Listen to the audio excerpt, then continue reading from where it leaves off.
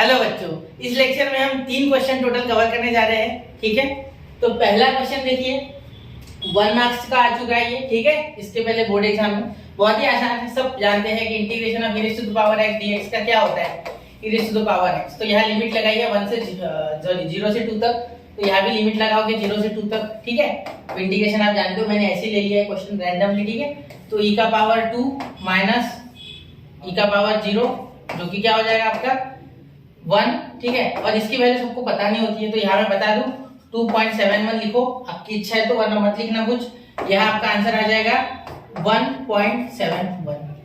ठीक है, तो ये इसका वैसे एक्चुअल आंसर है, लेकिन बहुत से लोग यहाँ छोड़ देंगे। देखो मैं रेड कलर से लिख रहा हूँ, e का स्क्वायर माइनस 1 यहाँ भी छोड़ा तो भी कोई दिक्कत नहीं है। ठीक है, 1 मार्क्स का क्वेश्चन था, सोचा कि बता दूं तो बता दिया। ठीक है, चलिए अब मैं अगले क्वेश्चन की ओर बढ़ रहा हूँ। सारे क्वेश्चन इसमें की इजी है। ठीक है, लेकिन आपको एक बार देख लेनी चाहिए, हर एक चीज हमें पता होनी चाहिए पूरी, है ना। चलो तो देखो, ये जुलाई 2023 में, मतलब जो बाद में एक एग्जाम होती है, जब कोई बच्चा अगर सफल नहीं होता है पहले मार्च महीने में, तो जुलाई में जो एग्जाम होती है री एग्जाम, उसमें आया हुआ है। ठीक है, तो ये देखो cos x, तो इंटीग्रेशन ऑफ cos x कौन नहीं जानता बेटा, integration of cos x dx is what बेटा, sin x, वो भी पॉजिटिव वाला। ठीक है, और यहाँ हम लगाएंगे इसमें लिमिट π/6 से लेके π/3। अब कोई ये मत बोलना कि π/6 से बड़ा होता है, नीचे बड़ा नंबर है मतलब वो छोटा है। ठीक है, ये 30 है, ये 60 है।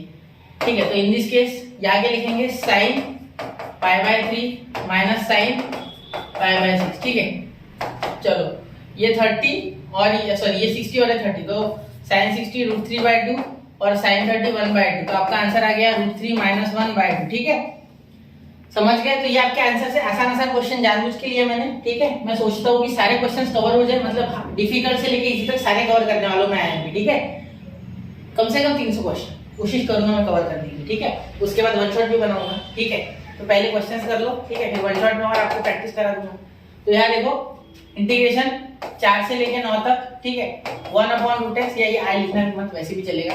यहाँ देखो √x है ना बेटा, we know that integration of x का power n dx is equal to x का power n+1 upon n+1, we know this. ठीक है, प्लस c, लेकिन इसमें प्लस c नहीं आएगा because this is what, this is a definite integration question. Okay, चलो तो यहाँ x का पावर -1/2 ऊपर जाके इंटीग्रेशन 4 से 9 तक। ठीक है, और यहाँ dx, ठीक है, यहाँ भी dx, सॉरी यहाँ भी dx देना था मुझे, मैंने दिया नहीं, सॉरी माय फॉल्ट है। ठीक है, चलो ये 9, एक मिनट, ये 9। ठीक है, चलो अब यहाँ देखो, ये n+1 है ना, मतलब -1/2 + 1, तो x का पावर पॉजिटिव 1/2 जो ऊपर आता है वही नीचे आता है 1/2। ठीक है, यहाँ लिमिट लगा दो, कहाँ से कहाँ तक, 4 से 9 तक, है ना। चलो तो ये 1/2 तो उल्टा हो गया, तो यहाँ बन गया बेटा ये 2 बन गया। ठीक है, वापस से लिख लो आप चाहो तो इतना, या मैं इसे आई बोल देता हूँ, ज्यादा बेटर होगा, इतना बड़ा लिखने से अच्छा।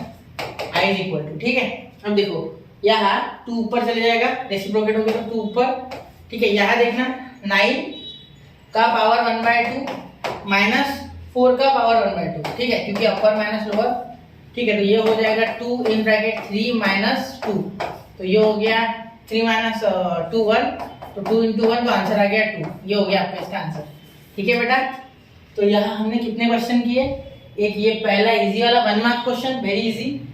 2 मार्क्स क्वेश्चन, ये भी इतना मुश्किल नहीं, और ये 3 मार्क क्वेश्चन। ठीक है, अब बहुत से बच्चे बोलेंगे कि इतने आसान क्वेश्चन क्यों करा है सर, ऐसा हो सकता है, किसी को लग सकता है ऐसा।